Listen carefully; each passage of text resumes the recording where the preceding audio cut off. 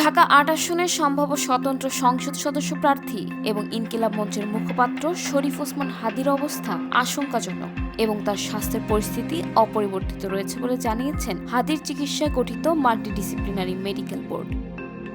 রোববার ১৪ ডিসেম্বর সকালে মেডিকেল বোর্ডের জরুরি বৈঠক শেষে নাম প্রকাশে অনিচ্ছুক এক চিকিৎসকের তথ্য জানান। হাদীর চিকিৎসায় যুক্ত এক চিকিৎসক জানান, হাদীকে আজ সকালে মেডিকেল বোর্ডের মিটিংয়ের আগেই সিটি স্ক্যান করা হয়েছে। এতে মস্তিষ্কে ব্যাপক ইডেমা, অক্সিজেনের ঘাটতি পাওয়া গেছে, যা ব্রেনের জন্য অত্যন্ত ঝুঁকিপূর্ণ। মস্তিষ্কের কিছু অংশে ছিটা ছিটা রক্ত জমাট বাঁধার লক্ষণও পাওয়া গেছে। অর্থাৎ সর্বশেষ সিটি স্ক্যান অনুযায়ী হাদীর মস্তিষ্কের পরিস্থিতি খুবই খারাপ।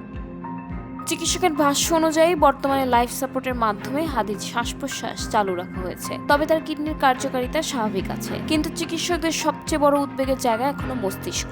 ব্রেন স্টেম ইনজুরি এখনো গুরুতর অবস্থায় রয়েছে। আরও উদ্বেগজনক বিষয় হলো, যেদিক দিয়ে অপারেশন করা হয়েছিল তার বিপরীত পাশ দিয়েই মস্তিষ্ক সামান্য বাইরের দিকে চাপ দিচ্ছে বলে লক্ষ্য করা যাচ্ছে। বিদেশে পাঠানো প্রসঙ্গে চিকিৎসক বলেন, ওসমান হাদীকে উন্নত চিকিৎসার জন্য বিদেশে নেওয়ার বিষয়ে এখনো কোনো চূড়ান্ত সিদ্ধান্ত হয়নি। তিনি জানান, মেডিকেল বোর্ডের পক্ষ থেকে একটি কেস সামারি প্রস্তুত করে দেওয়া হলে বিদেশের কোনো হাসপাতাল তা পর্যালোচনা করে রোগীকে গ্রহণ করলে তবেই বিদেশে নেওয়ার বিষয়টি বিবেচনায় আসবে। তিনি আরও বলেন, কোন দেশে নেওয়া হবে এ বিষয়ে এখনই নিশ্চিত করে কিছু বলা যাচ্ছে না। পাশাপাশি রোগীকে বিদেশে স্থানান্তরের মতো শারীরিক স্থিতিশীলতা আছে কিনা সেটিও বড় প্রশ্ন হিসেবে রয়ে গেছে।